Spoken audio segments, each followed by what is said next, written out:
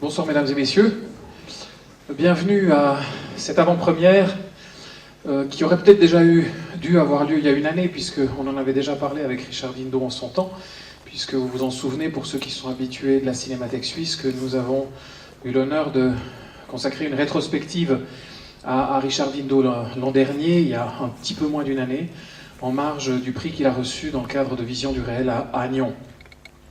Donc Richard était bien entendu venu à la Cinémathèque suisse présenter quelques films, mais des films un peu précédents. Aujourd'hui, je suis très heureux qu'après sa sélection à Locarno et avant sa sortie mercredi à Lausanne, nous puissions présenter Homo Faber ici dans cette salle qui, vous le savez, accueille maintenant depuis quelques années de façon traditionnelle tous les grands films suisses, ou presque tous les grands films suisses, en avant-première. Alors j'ai le plaisir d'accueillir tout simplement Richard Dindo.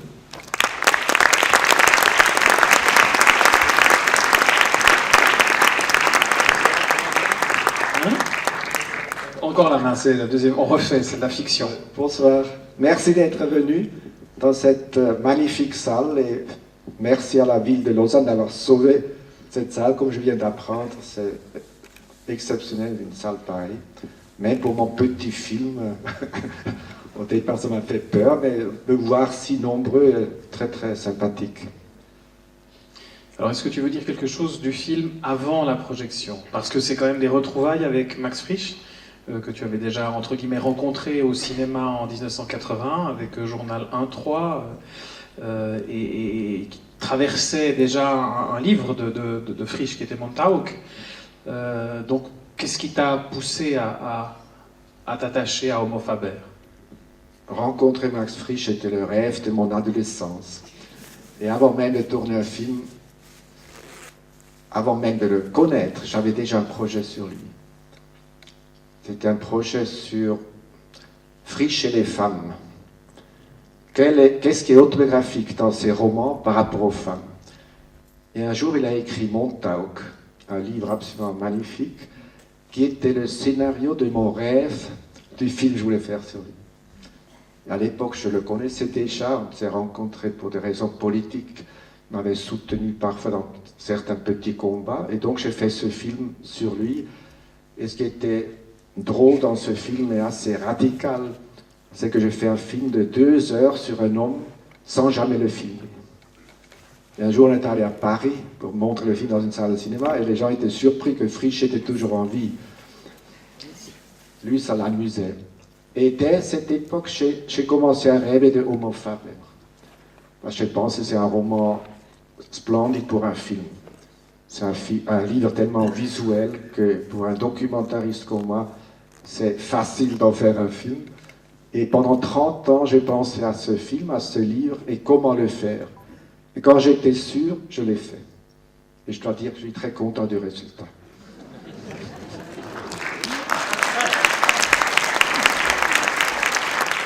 C'est beau de réaliser des rêves. Et je pense que la vie, c'est ça, il faut savoir réaliser ses rêves. Et j'ai pas arrêté, j'ai pas encore fini mes rêves, j'ai pas fini de rêver. On se reverrait dans 2 ans et demi. Attends, on se revoit juste avant, à la fin de la projection d'abord. Je ne sais pas si tu veux rajouter quelque chose. Non, merci. Donc on se retrouve après pour converser avec Richard Dindo autour de Homo Faber et peut-être des films qu'il fera après encore et de tous les films qu'il fera après. Merci Richard, à tout de suite. Si vous êtes toujours là, bonne projection. Richard, je voulais juste commencer par une question. Après, c'est évidemment à vous aussi de poser des questions, mais pour enchaîner sur ce que tu as dit au début, comment tu as empoigné Homo Faber? Parce que même si ça faisait longtemps que tu avais envie de le faire, la question c'est comment le faire. Et c'est les choix que tu as faits qui sont des choix cinématographiques importants pour aborder ce texte qui t'accompagne depuis très longtemps. La grande question était, aussi en cherchant l'argent pour faire le film, et les difficultés que j'ai eues, est-ce que c'est un documentaire ou une fiction? Au départ, je suis documentariste.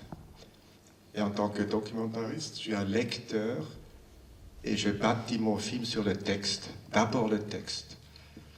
La vénération et le respect du texte de l'écrivain. Les fictionnalistes, ils ne font en général que plumer les romans, à voler les idées aux écrivains, mais ils évacuent le texte. Marguerite Duras s'est beaucoup plaint là-dessus. Elle était catastrophée. Chaque fois qu'elle voyait un film un film de fiction fait à part d'un livre d'elle, elle se rendait compte que son écriture, son langage, son âme a disparu. Et c'est pour ça qu'elle a décidé de faire des films elle-même. Et donc, je suis un documentariste. Jean Renoir a dit un jour, un film de fiction est toujours aussi un documentaire sur des acteurs. J'ai tout simplement fait un documentaire sur des actrices. Et la particularité de mon cinéma, c'est souvent que je pars de la parole et non pas de l'image. C'est-à-dire, il y a d'abord la parole. D'abord, je lis le livre. D'abord, je réduis le livre à l'essentiel, à un certain nombre de phrases. Je ne peux pas citer tout le livre. Et seulement quand j'ai choisi les textes, je me mets à la recherche des images. C'est ça la particularité de ma démarche. D'abord la parole. Le monde, chez moi, commence avec la parole et non pas avec l'image. Alors à partir de là, tu l'as dit, tu as réduit, mais il y a quand même un choix qui est assez radical, c'est celui d'être toi-même, si tu me permets ma vision, 3 personnages à la fois. C'est-à-dire d'être Faber, d'être le cinéaste Richard Dindo qui filme des actrices et en même temps d'être aussi un peu Max Frisch, puisque tu l'as dit avant, Max Frisch et ses romans, il y avait un lien autobiographique toujours extrêmement fort. Si tu veux, pourquoi j'ai fait le film? Pourquoi j'avais envie de faire un film sur ce livre? Parce que Homo Faber a une caméra avec lui. C'est ça qui m'intéressait. Frisch lui-même, il avait l'habitude de filmer un peu à la manière amateur avec une caméra super vite, en faisant des images super vite d'amateurs. Pendant 30 ans, j'ai réfléchi, est-ce que je vais faire un film super vite comme si Frisch l'avait fait? Et pendant 30 ans, je me suis posé la question. Et puis un jour, j'ai dit non, je fais mes images à moi. Je ne vais pas faire croire d'être Frisch. Mais l'idée clé du film, après le choix des textes, c'est d'éliminer Faber, puisque c'est lui qui filme. Et ensuite, on est en face des femmes. Et de réduire le roman à ces 3 personnages de femmes. Donc l'homme, en général, je l'élimine. N'ayant pas eu de père, réellement, j'ai un peu tendance à fuir et à me passer du père par la force des choses.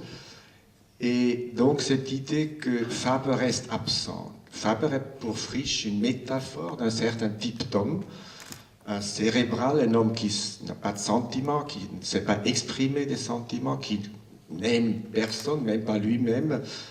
J'ai reçu une lettre d'une des filles de Max Frisch il y a quelques jours. Je lui ai envoyé le film. Je connais une autre de ces filles personnellement très bien, mais celle-là, je ne la connais pas. Elle m'a envoyé une lettre. J'ai beaucoup aimé ton film, mais la musique, je la trouvais trop sentimentale. Il faut dire qu'elle habite en Allemagne. Et je lui ai répondu, moi, je suis italien d'origine. Moi, j'aime les sentiments. Moi, je suis un émotionnel. Et l'émotion de la musique est une des critiques de cet homme froid et cérébral, évidemment. C'est-à-dire, je passe du côté des femmes. La présence des femmes est une critique, en quelque sorte, de cet homme. La question est pourquoi il ne parle pas. La question est, c'est que tous les films, donc, faits comme si les images étaient de l'ordre du passé. Les images ont déjà été tournées. Et ensuite, elles sont commentées. Et donc, il ne fallait surtout pas qu'il y ait du son direct. Et il ne fallait pas que les femmes parlent. J'ai demandé à Marthe Keller et à la jeune femme, 2-3 fois, je leur dis, dis cette phrase-là comme ça pour essayer. Mais immédiatement, on était dans le théâtre, filmé, immédiatement, on était dans un présent inutile. Immédiatement, le film perdait son aura de mémoire, de réflexion, de deuil, etc. Donc voilà le choix assez radical, mais inévitable du silence des femmes. Il y a encore une chose par rapport à ces femmes, c'est tu as choisi 3 personnages liés à l'ouvrage, et en même temps, Marthe Keller en incarne finalement 2, hein, elle-même jeune et elle-même plus âgée, au moment où elle retrouve le père. Donc comment finalement s'est opéré le choix de travailler avec ces femmes-là, enfin, pardon, de travailler avec ces actrices-là, puisque tu l'as dit avant, tu filmes d'abord des actrices. Oui, si tu veux, il y a un film de fiction fait par un Allemand, Schlöndorff. Et sur Homo Faber. Oui, sur le même livre, hein, c'est le même roman, un film de fiction traditionnel, hollywoodien, fait d'ailleurs en anglais aux États-Unis en partie. Et lui, il a utilisé pour la figure de Sabeth, Julie Delpy, la française, que je connais personnellement. Et un jour, elle est venue me voir et elle m'a dit « J'aimerais parler avec Max Frisch ». Et je lui dis « Il est mourant, il est en train de mourir ». Et on lui a téléphoné de Paris à Zurich. Et il m'a dit qu'il a beaucoup aimé le film. Il avait encore vu quelques mois avant sa mort. Et surtout, il a beaucoup aimé Julie Delpy. Et puis il lui a dit à elle, etc. Elle a commencé à pleurer, etc. Et je dis, je vais chercher une fille qui ressemble à Julie Delpy. Et Frisch en serait content. Ben, j'ai fait ce film sous le regard de Frisch. Il m'a regardé au-dessus de mon épaule. Je voulais être fidèle à lui, à son livre. C'est lui, mon premier spectateur. Et je voulais qu'il soit d'accord avec mon film. Et je peux dire, ici présent, il aurait été d'accord. Et il aurait été content, j'en suis sûr. Et il aurait aimé mes choix radicaux. Parce que lui, il a aimé qu'on soit un peu radical, qu'on prenne des risques, qu'on va contre le courant. Malheureusement, il n'a pas pu le voir. Alors ça, c'est pour l'actrice qui incarne Sabeth. Et après, les autres, comment tu y es arrivé? L'américaine, je l'ai cherchée évidemment à New York à travers une casting office, c'est-à-dire ces agences qui gèrent les carrières des actrices. Je l'ai trouvée parmi une vingtaine d'actrices qu'on m'a présentées. Et Marthe Keller, j'étais elle, était par pensée à elle. Je me suis dit, mon distributeur déjà m'a dit, Richard, il te faut une star, sinon personne n'ira voir ce film. Alors j'ai pensé à elle, mais je me suis dit, elle ne sera jamais d'accord. Et par hasard, j'ai rencontré une femme à Zurich, à qui j'ai demandé de lire un texte en italien pour un film sur Vivaldi. Et elle m'a dit, j'ai pas le temps, je vais partir à New York, où je joue dans une pièce de théâtre avec Marthe Keller. Alors, je dis alors, emmène mon exposé, montre-lui mon exposé, et Marthe Keller était tout de suite d'accord de faire ça. Et il m'a dit, tous mes amis me le déconseillent. Mais finalement, elle l'a fait. Comment s'est passé le rapport avec elle? Elle, si tu veux, les actrices, je ne les ai pas vraiment dirigées. Comme je suis documentariste, je ne leur ai pas dit grand-chose. Je les ai mis dans les situations, dans les décors, etc.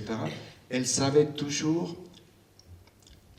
quel texte sera cité sur telle situation.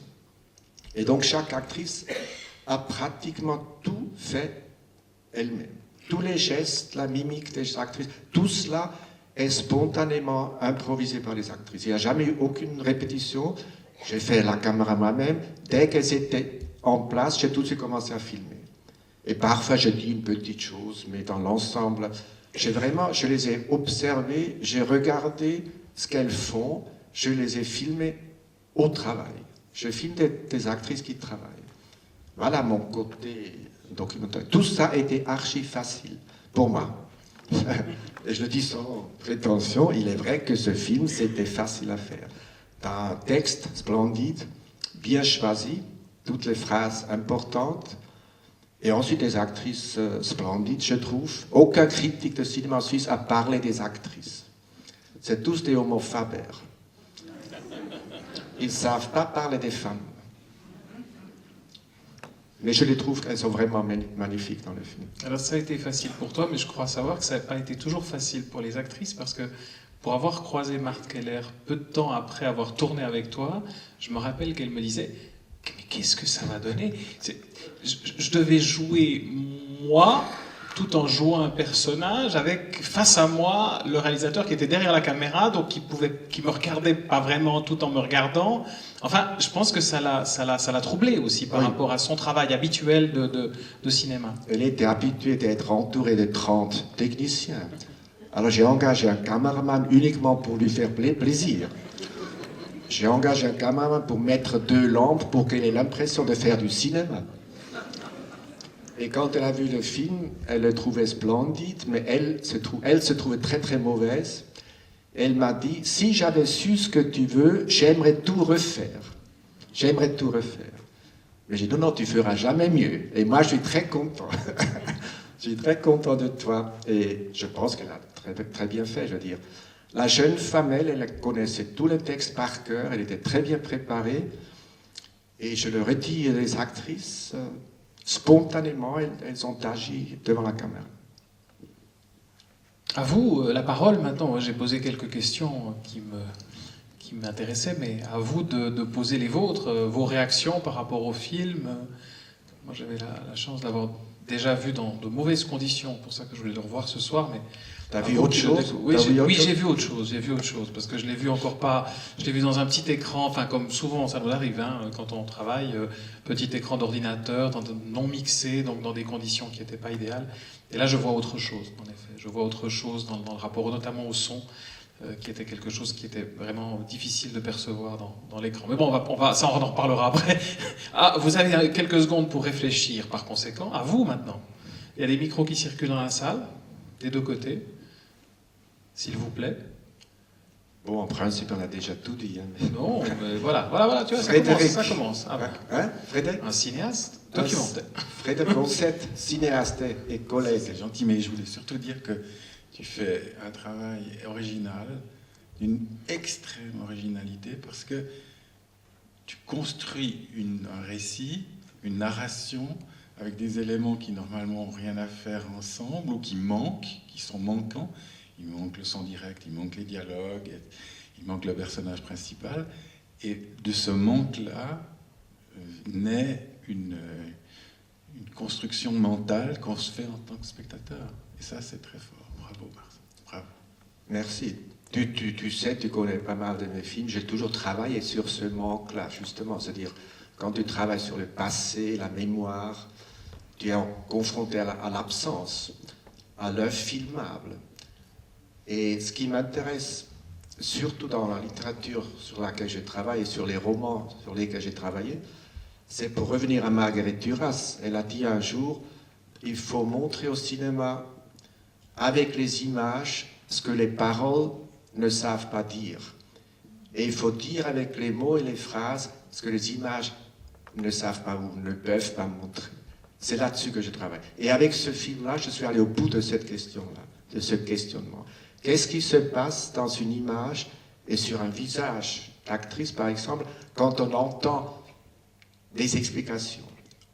A priori, disons premier degré, on pourrait croire que c'est de l'illustration pure et simple, mais il y a un vrai travail dans mon cinéma, un vrai travail entre la parole et l'image. Comment on regarde une image à travers la parole, qui nous enseigne ce que l'image ne sait pas montrer.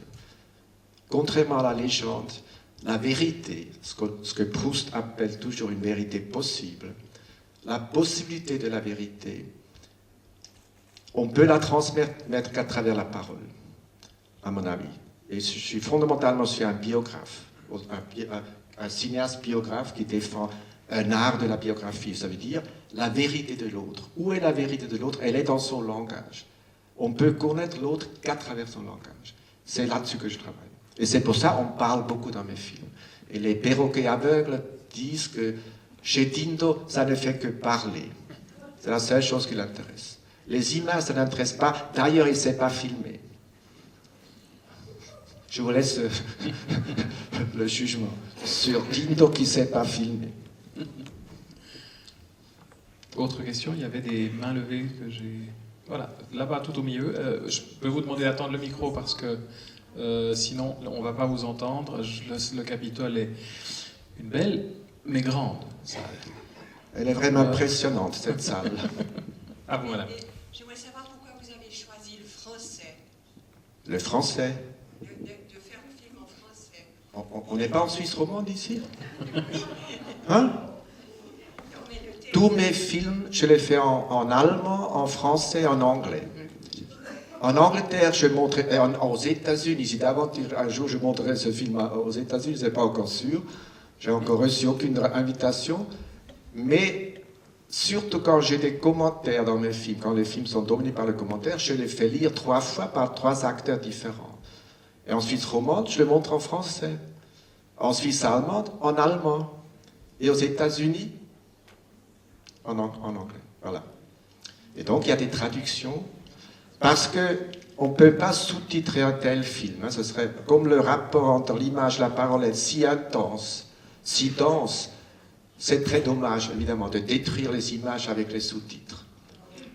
Hitchcock, par exemple, était absolument contre les sous-titres. Il préférait de se faire synchroniser plutôt que d'avoir des sous-titres. Et quand vous avez des commentaires, là, c'est facile, vous les synchronisez, vous les faites redire dans l'autre langue. C'est autrement plus agréable. Vous aurez préféré la version allemande. Non. Mais juste, quel est l'acteur qui fait la voix de Homo Faber dans la version allemande? Allemand. Dans la version allemande. Dans la version allemande, c'est un acteur, évidemment, suisse-allemand, qui lit avec un petit accent suisse-allemand. Je lui ai demandé ça. Un acteur en Allemagne très connu qui s'appelle Christian Kolund, qui est plus âgé, plus viril que le français un peu plus jeune, une voix française un peu plus... Il s'éloigne pas mal du Homo Faber, le français. Et justement, tu n'as pas l'impression que tes films changent en fonction de ces fameuses différentes versions? Parce que c'est un grand classique d'avoir justement ces acteurs différents qui disent un texte et qui forcément sont différents, comme tu viens de l'exprimer. Évidemment, c'est chaque fois un autre film. Et quand je vois le film en français, j'ai la peine à me réhabituer à la version allemande. Et quand j'entends la version allemande, je dis, ça y est, c'est la meilleure. Et ensuite, j'entends le français, je trouve que c'est pas mal non plus. Enfin, c'est chaque fois, effectivement, un peu, évidemment, un autre homme, dans une autre langue, et donc aussi un peu un autre film. Toujours la question de l'acteur, d'ailleurs. Autre question? Autre question? Sinon... Oh, voilà, là-haut. Il faut toujours un peu. Monsieur, là-haut, oui. Il faut que je le tienne, quoi. Ah, voilà.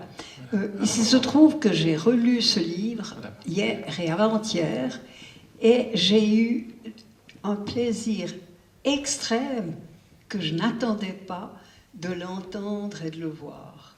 C'est extraordinaire d'avoir encore les mots qu'on vient de lire et qu'on les entende avec ces images. Alors, bravo. Merci. Je pense néanmoins qu'un texte est toujours plus fort, silencieux. C'est-à-dire que la voix, c'est-à-dire la voix qui lit un texte, c'est comme une déperdition du texte original. C'est quand même un peu un éloignement, un exil du texte original. Mais enfin, on ne peut pas éviter ça, mais merci madame, ça me fait plaisir d'entendre. C'est aussi ta relecture. Oui, madame. C'est aussi ta relecture, tes choix aussi de fragments, parce que finalement, ce ne sont que des fragments du roman qui sont sélectionnés par toi. En face de mon père spirituel, en face de Frisch, absent, je revendique ma liberté d'artiste. Et c'est pour ça que je ne l'avais pas filmé il y a 30 ans, pour garder ma liberté en face de lui. Parce que je suis quand même cinéaste, et je vais faire mon propre cinéma. Et j'ai toujours gardé ma liberté absolue, aussi envers la télévision et les censeurs et les mauvais pensants. J'ai toujours gardé ma liberté absolue dans mon cinéma. C'était pas toujours facile, mais j'ai toujours réussi, parce que la Suisse, c'est quand même un pays démocratique. Et j'ai réussi de trouver des financements, tout en gardant, jusqu'à présent, toujours ma liberté d'artiste totale. Et j'ai pas l'intention, à 70 ans, de changer. Te connaissant, absolument pas. Monsieur. Oui. Ce qui est très frappant dans votre film, surtout dans la séquence sur le bateau, c'est qu'on a l'impression qu'il n'y a pas d'autres personnes. Ça donne un côté un peu surréaliste presque à la scène. Ce choix-là était évident pour vous d'emblée, ou ça s'est élaboré au cours du travail? Dès le départ, j'ai pensé que le film sera intemporel. Je veux dire, le film, il y a toujours une dimension métaphorique dans mon cinéma, liée aussi au passé, à la mémoire, etc. Il faut toujours chercher l'essentiel, qui est toujours chez moi aussi métaphorique. Et donc, les touristes sur un bateau, ça aurait détourné, ça aurait été, oui, s'éloigner de cette dimension présence de cette jeune femme, du côté intemporel du film, etc. Donc, j'ai évité au maximum de filmer les touristes. Aussi, il n'y a pratiquement pas d'image qui rappelle le temps d'aujourd'hui. Monsieur, là-bas. Après la mort de Sabette, on a comme un flashback à Avignon, etc. Mais en fait, c'est un flashback depuis le début. Vous pouvez expliquer pourquoi? Oui, j'ai déjà dit, je veux dire, tout le film se fait au passé, je veux dire, le commentaire raconte des images déjà filmées. La scène où Homo Faber, Walter Faber, regarde les images qu'il a lui-même tournées de Sabette est la scène clé du livre, pour moi. Schlöndorff, par exemple, l'allemand, cette scène, il n'a même pas utilisée. Il n'a même pas utilisé, alors que c'est la scène clé. C'est une scène clé du cinéma tout court. C'est ce que Cocteau appelle le cinéma montre la mort au travail. C'est à cause de cette scène que j'ai fait le film. Parce que là, je suis au cœur de mon propre cinéma, c'est-à-dire des images qui savent réveiller une morte à la vie, des images qui sont des documents de la mémoire, la culture qui cherche à lutter contre la mort. Je suis proustien, c'est-à-dire chercher le temps perdu, le retrouver à travers une œuvre d'art. Je veux dire, c'est la fin du film, et la scène dans le livre n'est pas à la fin, mais dans mon film, elle est à la fin. Cette scène-là est la scène clé pour moi, non seulement du livre, mais de mon cinéma et du cinéma tout court, parce que c'est de cela qu'il s'agit en dernière instance. Et le fictionnaliste, il ne voyait même pas l'intérêt de montrer Faber, regardez ces images, je n'ai pas compris. Je veux dire aussi, les descriptions de Frisch sont magnifiques. On a vraiment l'impression, et c'était au départ, il y a 30 ans, mon idée, que Frisch, en écrivant le roman, a décrit ses propres images super vite. Comme si, pour écrire le livre, il a re-regardé les images qu'il a filmées. C'était ça un peu la logique de mon film, tout en quittant le côté super vite. D'ailleurs, tu n'as jamais travaillé avec le matériel Super 8 de Frisch? Si, évidemment dans le Montauk. Mais oui, ici, non, du tout. Non, mais dans Montauk, effectivement, j'ai montré quelques images super vite de lui. Ici, Monsieur Boya. Juste pour continuer ce que disait monsieur, je trouve que cette partie finale est particulièrement émouvante et réussie, justement parce qu'il y a peu de différence avec ce qui précède, et qu'en fait la différence principale, c'est qu'au lieu de prêter des paroles, au lieu de faire une sorte de roman d'un tricheur non égocentrique, à ce moment-là, on sent bien qu'il est devenu spectateur parce qu'on ne sait plus ce qui est dit. Et donc, les phrases disent simplement elle doit dire ceci, doit dire cela, mais ne plaquent plus une parole. Et donc, on sent bien que le statut est plus celui de spectateur au moment de la filmer ou se souvenant le moment de la filmer, mais vraiment, c'est devenu un autre spectateur. Et c'est vraiment ce rapport à cette parole qui est jamais là, enfin, par le son direct des pleurs, qui crée vraiment quelque chose, je trouve, d'assez fort, parce que justement la différence est ténue entre les deux, mais il me semblait que c'était ce à quoi monsieur faisait référence, enfin je sais pas. Oui, la question qui s'est posée à moi, c'est est-ce qu'on montre ces dernières images autrement, comme une projection d'images? Mais finalement j'ai renoncé, parce que là je suis dans ce que tu viens de dire tout à l'heure, je suis Frisch, je suis Faber et je suis moi-même. Et donc je ne trouvais pas nécessaire de distinguer le type de projection en quelque sorte à la fin. La fin est partie intégrante du film, et mes films sont un cheminement vers la mort du personnage principal, souvent, c'est-à-dire souvent je travaille sur des personnages morts, je les fais ressusciter du royaume des morts, je les fais parler de nouveau, je les fais regarder le monde. Et le cheminement du film, la dramaturgie du film, est une marche dans la mort. Par exemple, avec Che Guevara. Mais enfin, Max Aufler der Sturm, mais aussi est aussi dans le rapport de l'actrice, enfin, de filmer l'acteur, de filmer l'actrice. Max Aufler est aussi un film remarquable qui réfléchit aussi sur la question du cinéma, de l'écrit. Enfin, on ne va pas refaire toute ta rétrospective, mais on pourrait. Ça donnerait envie d'ailleurs. Autre question? Encore une ici, monsieur? Est-ce que vous avez hésité avant de faire une exception pour le rire de Zabeth? Si vous voulez, c'est une bonne question.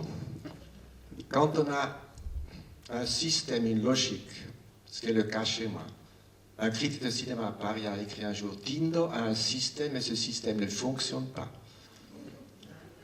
Si mon système ne fonctionnait pas, je ne serais pas là aujourd'hui. Mais vous avez raison, hein, une logique, il faut aussi la casser un peu. Il ne faut pas être trop stupidement logique jusqu'au bout. Et donc il fallait casser un peu ce silence-là par quelques moments de son direct qui, justement, parce que ce n'est que quelques moments clés, essentiels, tout à coup sont aussi producteurs de mémoire. C'est-à-dire, on se souviendra de ce rire-là, on se souviendra de ces pleurs-là, de cette sirène du bateau. Chez moi, tout a un sens quand même. C'est quand même assez classique. Je ne suis pas un moderniste. Je veux dire, je viens du cinéma de fiction classique. Je suis un enfant de la cinémathèque. À mon époque, le documentaire, on ne le connaissait pas. Donc, je suis formé par le cinéma classique des années surtout 40 et 50, dont surtout les films américains. Ça se verrait dans mes films. Si on voulait voir, ça pourrait... Hein, je crois que ça se verrait. Et donc, aussi le son, je l'utilise d'une manière métaphorique, d'une manière précise, pour que ça fait sens à ce moment-là.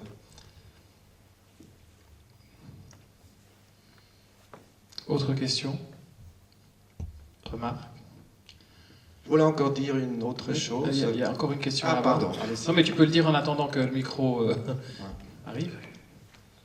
Une autre chose, un rapport que j'ai au langage. Excusez-moi, je finis encore tout de suite ma phrase là, madame. Pourquoi je fais des films sur tel ou tel écrivain, sur tel ou tel poète, Rimbaud, Genet, Kafka, etc. Non seulement parce que c'était mes éducateurs, et des éducateurs de générations de lecteurs, et comme je suis un autodidacte, j'ai été éduqué par les écrivains. Et je leur rends un certain hommage à travers mes films, mais aussi parce que, pour citer Baudelaire, Baudelaire a dit un jour: si j'ai traduit Edgar Allan Poe, c'est parce que j'ai retrouvé dans son langage mon propre rêve du langage. Et donc dans tous mes films, où ça parle, où je lis des livres, c'est toujours aussi mon propre rêve du langage que je transmets dans le film. Voilà, madame. Oui, je voulais juste dire, comment vous avez trouvé la musique, celui qui l'a composée ou celui qui l'a... Parce que je trouve que pour moi, un film justement pratiquement sans parole, mais la musique nourrit beaucoup ce film, avec le texte qui est par derrière. J'ai beaucoup aimé et je trouve la musique très émouvante en tout cas. Voilà. Merci, oui. J'ai beaucoup réfléchi à la musique, évidemment. J'aime bien, entre autres, j'aime en littérature et en musique tout ce qui est lyrique et poétique et émouvant. J'ai un goût peut-être assez primaire, finalement. Et j'avais acheté un jour à Paris un disque dont j'aimais le titre, un CD. In Memoriam Aeternum. J'aimais ça parce que ça me parlait, voyez, la mémoire éternelle, etc. Et quand j'ai commencé à faire le film, je me suis rappelé que j'avais ce CD. Et je l'ai écouté, et c'est la musique de la dernière partie du film, faite par un compositeur italien, vivant, un compositeur d'aujourd'hui, Roberto Allegro, et édité par un Suisse roman, M. Wurtemberger, qui a édité ce CD. Voilà, c'était comme ça, une retrouvaille avec un CD que je possédais déjà, parce que dès qu'on commence à faire un film, on pense beaucoup à la musique. C'est toujours un grand problème, la musique. Je ne fais jamais écrire une musique pour mes films. En tant que documentariste, là aussi, je prends que ce qui existe déjà. Et après, un jour, dans le hall de l'hôtel à Athènes, en déjeunant, petit déjeunant, chantant une chanson grecque d'une femme magnifique, je me suis renseigné que c'est, et j'ai acheté cette chanson. Et le reste de la musique, je l'ai trouvé dans une espèce d'agence. Il y a à Paris et ailleurs, dans les grandes villes, dans les pays de cinéma, il y a des gens qui vendent de la musique. Et là, vous allez dans un lieu, par exemple là où je suis allé, il y avait 200 000 mélodies de toutes sortes. Alors je leur ai dit, j'ai besoin d'une musique de jazz dans un bar, où j'ai besoin d'une chanson italienne. Et 2 minutes après, on vous fait écouter 10 chansons italiennes. Vous voyez, en 2 heures, j'ai choisi tout le reste de la musique. Et ça coûtait 800 €. Mais que de choses que j'aime. Je mets dans mes films que ce que j'aime. Ce que je trouve, moi, poétique et émouvant. La chanteuse étant Angélique Yanatos, si je me souviens bien. Il faut peut-être juste le préciser parce qu'elle est bien connue parmi nous. Ici, il y a encore monsieur et ensuite madame. Je vais essayer de faire deux rapprochements périlleux. 1964, c'est l'exposition nationale, qui est aussi très homophabère, avec pas beaucoup de sentiments, pas beaucoup d'émotions. On en a reparlé puisqu'on a fêté le cinquantenaire et on a vu un petit peu certaines choses. Deuxième rapprochement, Zorn, Mars. Alors, question un peu difficile, est-ce que vous pensez, à travers votre film, le roman de Max Frisch, qu'on est plutôt dans la suissitude, quelque chose de suisse, ou bien dans une lecture sévère de la modernité en général, qui peut très bien être vue en Allemagne, en France, en Italie ou ailleurs. Qu'est-ce que vous pensez autour de cette question? Si vous voulez, je cherche jamais trop loin. Je ne pose pas trop de questions. Je suis un homme pratique, je veux dire autodidacte. Je ne pose que des questions dont je suis sûr que je trouverai une solution cinématographique. Tout ce qui est trop compliqué, je l'évite.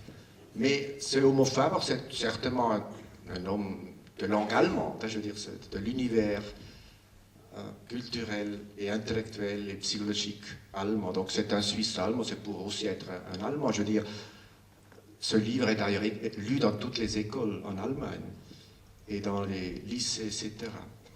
Donc Frisch a mis avec Homo Faber un homme paradigmatique d'une certaine culture, c'est évident, dont il est lui-même issu. D'ailleurs, il est d'origine allemande via son grand-père.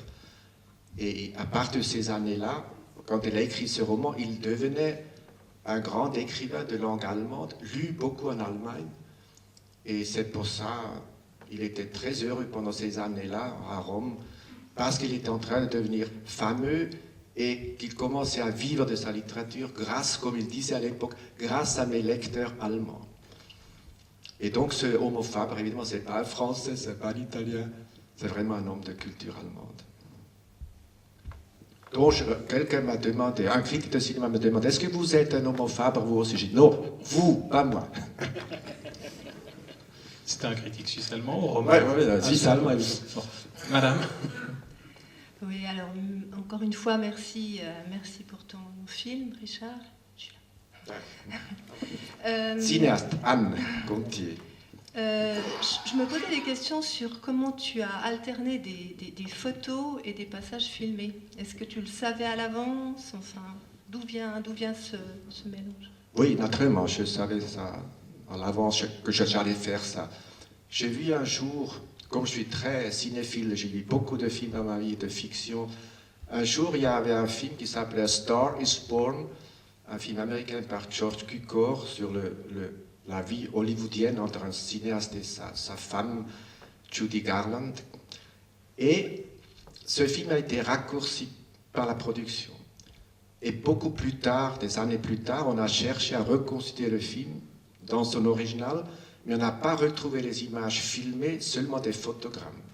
Et donc les séquences qui manquaient, 2, 3, 4 séquences, on a mis des séquences photos. Et je trouvais ça passionnant, je trouvais ça un enrichissement du film qui a certaines séquences en photo. Un autre film qui m'a un peu guidé sans doute, c'est un film polonais d'Andrzej Munk, une histoire de camp de concentration, et la dernière séquence se passe sur un bateau entre l'Europe et l'Amérique. Une juive rescapée et une femme nazie du camp, ensemble se retrouvent par hasard sur un bateau. Seulement le cinéaste est mort pendant le tournage. Et l'assistant n'a pas osé filmer ces scènes finales, il les a photographiées. Et je trouve aussi que c'était un renforcement par hasard d'une espèce de documentarisation d'un film de fiction qui m'a passionné. Je pense que cette idée de faire des photos, ça vient un peu de ces deux films-là, avec l'idée que je fais des portraits de ces femmes, je fais un documentaire sur les femmes, et il y a dans la photographie des choses sur un visage qu'on ne voit que sur une photographie. C'est-à-dire, c'est une manière supplémentaire d'étudier l'expression sur un visage. Des expressions qu'à mon avis, on ne voit pas dans des images filmées, mais seulement dans des images arrêtées. C'était ça l'idée. Et ça renforce donc cette idée, ce regard sur les visages, ce travail avec les visages des actrices. Voilà. Mais donc, c'est des images filmées originalement, de la même manière que les autres. Et ensuite, au montage, on a fait ce qu'on appelle ces images arrêtées. Et là, j'ai cherché justement les expressions, aussi les expressions qui allaient avec le texte, évidemment. Et si j'avais utilisé toutes ces séquences-là en images filmées, ça aurait été beaucoup moins intéressant, parce que c'était des descriptions assez longues, aussi Marthe Keller, le soir, au dîner chez elle. Si j'avais voulu filmer ça, j'aurais dû beaucoup mettre en scène. Ce que je voulais justement pas, c'était des textes très longs, ça aurait été ennuyant et inexpressif. Et là, partout là où j'avais l'impression que les images filmées ne sont pas assez fortes, j'en fais des photographies. Encore une question? Bon, si c'est pas le cas, je vois pas de main levée. Si c'est pas le cas, moi j'aimerais dire juste deux choses. La première, c'est que je vous rappelle que le film sort mercredi, donc faites-le savoir autour de vous, enfin à Lausanne, hein, il est déjà sorti dans quelques autres salles avant, mais à Lausanne. Donc dites-le à vos amis et conseillez-le à vos amis. Et puis si vous avez détesté le film, comme je dis toujours, dites-le à vos ennemis. Ça fera toujours du public en plus. Et deuxièmement, si vous voulez en savoir plus sur Richard Dindo, sachez que Richard a fait un site, son propre site, richarddindo.ch ou .com.ch, hein, qui s'est ouvert il n'y a pas longtemps. Et qui, J'ai fait ça pour le 50e anniversaire de Soler. Parce que j'ai lu tellement de bêtises et de méchancetés sur mon travail ces 45 années passées. Je me dis, ma philosophie, et ce que je pense, et ce que je suis, et ce que je ressens, je dois l'expliquer moi-même. Voilà pourquoi j'ai fait ceci. Qui évidemment est multilingue, forcément, et donc il y a beaucoup de français aussi. Et je vous recommande d'aller y faire un tour, ça vaut vraiment la peine. Oui, c'est en français et en allemand. Enfin, merci d'être venu. On se reverra dans 2 ans et demi avec un film sur un poète japonais. Moi, ancien marxiste, je vais faire un film zen-bouddhiste. Un film de contemplation de la nature à travers le regard d'un poète japonais du XVIIe siècle. Et de nouveau, je fais travailler avec des acteurs. Et de nouveau, ce ne sera pas un film de fiction, mais un documentaire sur un zen-bouddhiste qui regarde des cerisiers et la lune, et je vais faire un autre type d'image, plus profonde, plus contemplative, méditative. J'irai encore plus loin dans ma recherche d'images possibles à partir d'un journal de voyage de ce poète et à partir de ses haïkus, parce que c'est le grand poète japonais du haïku, et c'est le père spirituel de la poésie haïku. S'appelle Basho. Voilà mon prochain projet. Dans 2 ans et demi. Rendez-vous ici même au Capitole. Merci Richard Dindo.